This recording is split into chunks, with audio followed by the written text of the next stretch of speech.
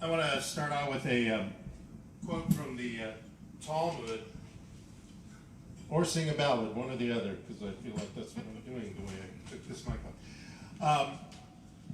From the Talmud, we see the world not as it is, but as we are. There was a hungry beggar walking up the street on Rodeo Drive, and he bumped into a well-dressed, kind of plump guy who was shopping.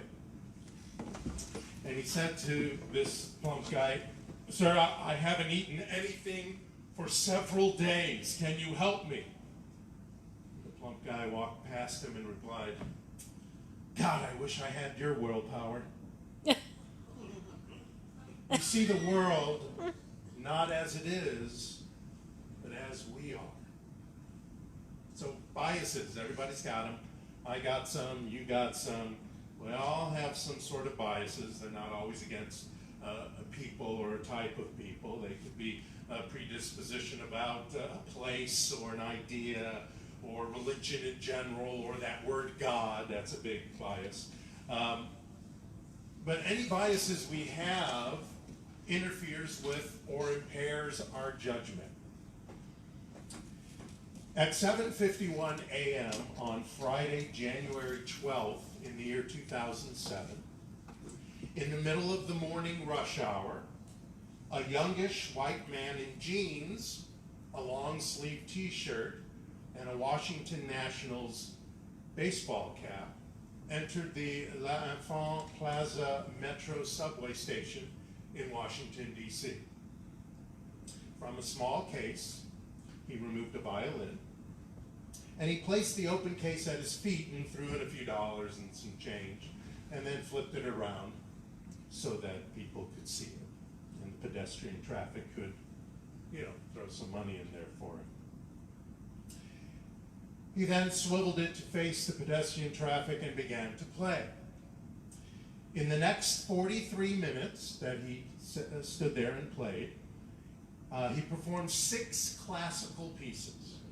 And he started with this 14-minute, very difficult piece from Bach called the Chanson. And during those 43 minutes, approximately 1,097 people passed by as he played. And almost all of them, of course, were on their way to work. And most of them were in government jobs, because we're here in the main metro station in Washington, D.C. Each passerby had a quick choice to make, right? We've all kind of made that choice, maybe not in a subway station. We may have made it on Venice Beach especially, and other places. Do you stop and listen? Do you hurry past with a little blend of guilt and irritation, maybe fascinated by this street performer, and yet maybe a little pissed because, there's this idea that you should stop and then drop some money in whatever they have there? Do you throw a buck in just to be polite? Does your decision change if the performer's really bad or really good? Do you have time for the beauty, or do you make time for the beauty that is there in front of you, the beauty of music? And shouldn't you, no matter how much in a hurry you are, what meeting you need to get to, shouldn't you stop and witness beauty? This gentleman made about $40, not quite $40 for the time he played, which isn't bad considering it's a little less than an hour. It's $40 an hour. It's not so bad. Unbeknownst to all but one of those 1,100 people, it was a performer who, it has been said, plays like God. He was playing on a $3.5 million Gibson X Huberman, handcrafted in 1713 by Antonio Stradivari. This person can command $1,000 per minute, if you put it down to minutes, for his talent. and he's internationally known. And only one person in 43 minutes recognized him or his talent or took the time to stop and listen. There was one little boy, but his mother kind of pulled him away. That performer was Joshua Bell. And this really happened. And it was about, the Washington Post actually sponsored this. And it was about to see what people's perception of life was, what people's perception of a performer, a street performer is. Do they know? Do we understand? Do we take the time? Do we perceive the beauty that is right in front of us? To go see him in concert would probably cost you $100 at least.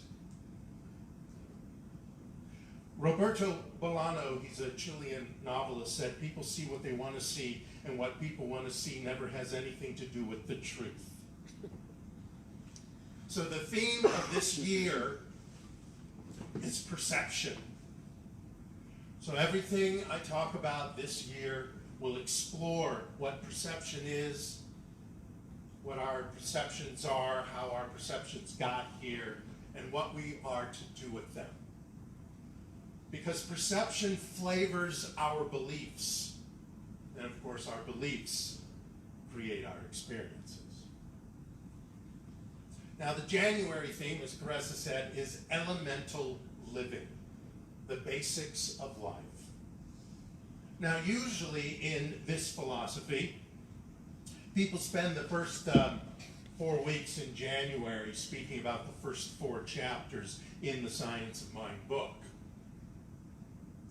And we sort of will in a way, but I'm not going to dig in like that. But as I was thinking about it several weeks ago, I thought, well, that's the elements of this philosophy, is those 4 chapters. What are the elements of all life? In A Brief History of Time, Stephen Hawking said, Aristotle believed that all the matter in the universe was made up of 4 basic elements: earth, air, fire, and water. These elements were acted on by 2 forces: gravity, the tendency for earth and water to sink, and levity, the tendency for air and fire to rise. The division of the contents of the universe into matter and force is still used today. This week, we start with air. And we start with 5 aspects of air. Oh. And for that, I want to read some sections of this book. It's a book I really adore, and if you haven't read it, I suggest you get it. It's called The Natural History of the Senses by Diane Ackerman. Let me go to the chapter called Vision. She says, you are standing in the sky. When we think of the sky, we tend to look up. But the sky actually begins at the earth. We walk through it, yell into it, rake leaves, wash the dog, and drive cars in it. We breathe it deep within us. With every breath, we inhale millions of molecules of sky, heat them briefly, and then exhale them back into the world. At this moment, you are breathing some of the same molecules once breathed by Leonardo da Vinci, William Shakespeare, Anne Bradstreet, or Colette. Inhale deeply. So air, this air stuff that is everywhere, can be enjoyed by all the senses, of course. It's all around us. We can't exist without it. And she continues by saying, in a mere ounce of air, there are 1,000 billion trillion, that's a big word, 1,000 billion trillion gyrating atoms made up of oxygen, nitrogen, and hydrogen, and other things, argon, etc. Each a menagerie of electrons, quarks, and ghostly neutrinos. Sometimes we marvel at how calm the day is, or how still the night. Yet there is no stillness in the sky or anywhere else where life and matter meet. The air is always vibrant and aglow, full of volatile gases, staggering spores, dust, viruses, fungi, and animals, all stirred by a skirling and relentless wind. Our thoughts are like that. Our thoughts are a whirlwind of ideas going in and out and around. Some stick, some come back, some never come back, some lie in the unconscious and get in our way. Some lie in the unconscious and allow us to soar and zoom all the time too. Some lie in the subconscious, waiting. Some are habits. And the most powerful, of course, are the conscious ones. Some are clean and fresh like the air. Some are tainted and polluted like the air. When we say that our distant ancestors crawled out onto the land, we forget to add that they really moved from one ocean to another, from the upper fathoms of water to the deepest fathom of air. Breath. I've talked about how breath is a spiritual practice. Breathing is a spiritual practice.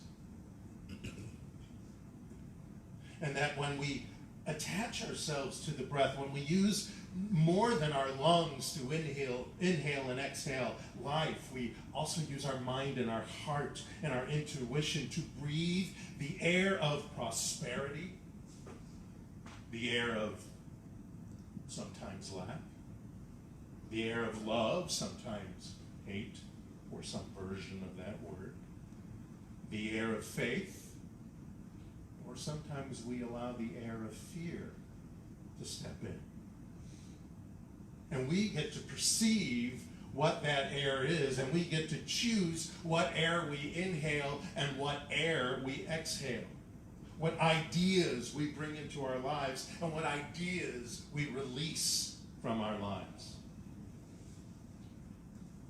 There was a former aerospace engineer, his name was Marion Franklin Rudy, and he introduced the air innovation to Phil Knight in 1977. Now, this was placing tiny airbags in the soles of shoes to soften the impact. Now, the first shoe to incorporate this air cushioning was the 1978 Nike Tailwind.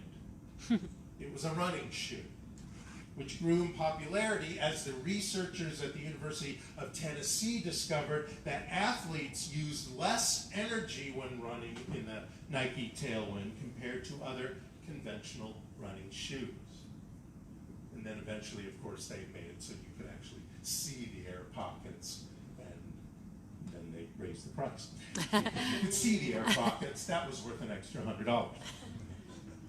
So what do you do? What do I do? What do we do to use less energy but stay energized?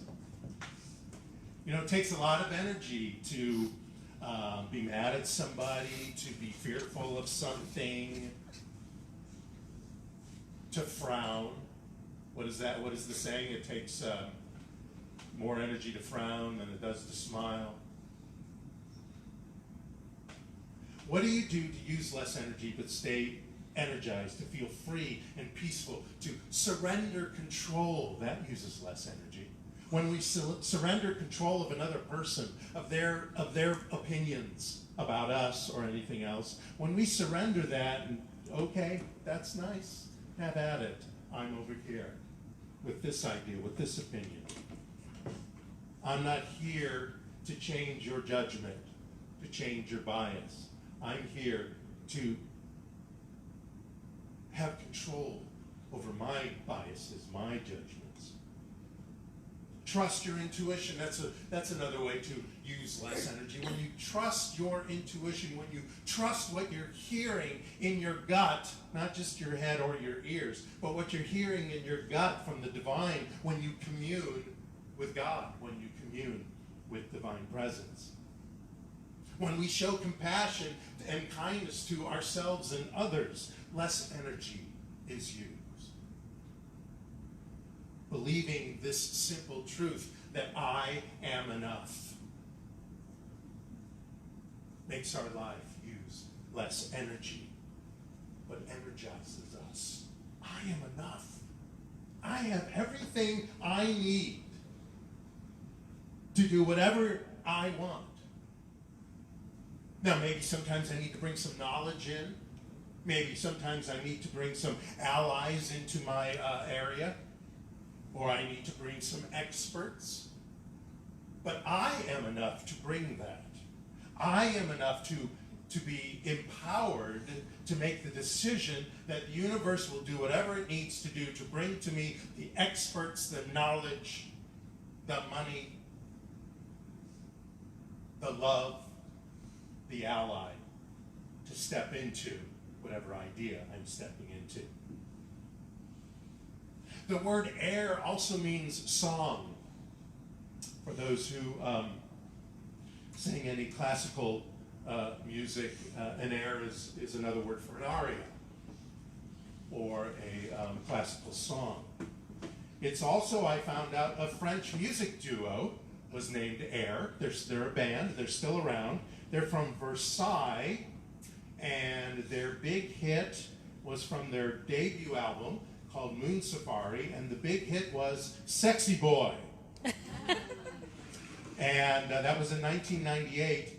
But then they followed it up with a second album called The Virgin Suicides, which became the score to Sofia Coppola's movie, Virgin Suicide. Just a little silly thing about the word air as I looked it up. So what song do you sing? What air do you sing? What is your aria of life? Is it this? Is it doing this? What words are you using a lot? We were talking about words. What words are you using in your life? We have to start catching ourselves with the words that are going through our heads. And some of them we have to tell them to take a hike. Because we are affected by the words we allow to run through our head. Negative, positive, in between. We are affected by that. So what's the self-talk going on? It's time for us as we start this new year to take a look at and listen to what we say to ourselves in our head. Because what's going through in your head probably happens unconsciously as well. And that's when we start getting into trouble, or that's when we start busting through soaring and zooming, depending on the habit of the word that we're stepping in. Do we have a habit of I'm too old, I lack this, I don't have the whatever? Or do we have words like, I'm going to bring this into our life. I'm going to do this. I'm going to figure this out. I know how to do this. And someone else will show me how to do that. Are we optimizing our lives by saying positive things, by doing positive spiritual practice, or are we just letting the statistics catch up with us? The fifth idea about air I want to bring up is our air. The air that you have. The general impression or manner or look or aspect or atmosphere that you convey. That is your air. I convey this, that, or another. Depending on the other person, I may air leadership or silliness or wisdom or inspiration. You may have an air of confidence or wisdom, or an air of always knowing what you need to know. or an air of, laid back, everything happens good, all's good. People have that air too. What you take flight from, through, and as is the air that you exude, that comes out from you. We all have it. See, truth is universal. Perception of truth is not. So we want to clean up the air that is not only in our lungs, in our atmosphere, but in our hearts. The air in our mind, the air in our thoughts, our feelings, our beliefs. That's all air that we have control of. It is air we can ventilate. So we can circulate the good in mind and action and recirculate that and keep circulating that and then busting through and circulating it at an even upgraded level. But let's not ventilate by concentrating on removing. It happens so much in resolutions. I'm not going to do X, Y, Z. I'm going to stop X, Y, Z. It happens so much, especially as the new year goes. We're 5 days in. I did a talk once where it was like the 5th or the 7th or something, and I said, so how many have kept with your resolutions now a week later? Positive, forward, that's what we want to ventilate. We want to ventilate by approving the truth in all, which is the divinity in all. We want to ventilate by behooving the truth into our daily thoughts, feelings, and beliefs. Behoove it, bring it. Bring it into your life. Bring that truth into your life. I am enough. I have the power. I can reveal the divinity in me. I have the tools, or the tools are being brought to me to do X, Y, or Z. Ventilate by improving our consistent, intentional spiritual practice. If you have any resolution this year, it's to increase your spiritual practice to daily. Prayer, chanting, rituals, vision boarding, which we'll talk about a little later, visualizing, meditation, quiet walks on the beach. That's a spiritual practice. It's also a nice date too, but reading is a spiritual practice when we contemplate what we read. When we think about what Diane Ackerman is talking about. Affirmations, morning routines. I was looking over the internet of morning routines of well-known people and, of course, successful people, and what their morning routines are. Whether it's they get up and they exercise right away, or they get up and do a meditation, or they get up and do this, that, or the other. And the biggest thing was they don't get up and figure out their goals for the day, first off. They don't look at their email, first off, which I'm a little guilty of sometimes. I get up and I start working, instead of getting up and allowing the divine to come in and reconnecting and communing with that power so that I can spend the day vibrating that way. Ventilation through revelation clears the air. We breathe the air of truth. We put on our best air by being our divine selves. And let us, as we step into 2020 with clear vision and all that clarity, and let's dive into the air of joy. Let's dive into the air of success. Let's dive into the air of vitality and opulence. We get to choose the air. We get to choose the air we breathe. We can go to a forest and have more negative ions going on, or near the ocean and have more negative ions going on, and the air seems fresher. This probably is fresher. We can go elsewhere. We can vacation places where the air is fresher. But we also can air ideas into our lives, which are fresh and new, which are truthful, which reminds us of the opulence that is there for us in all parts of our lives, the prosperity that is there for us in all parts of our lives. All we have to do is breathe. Thank you. Namaste.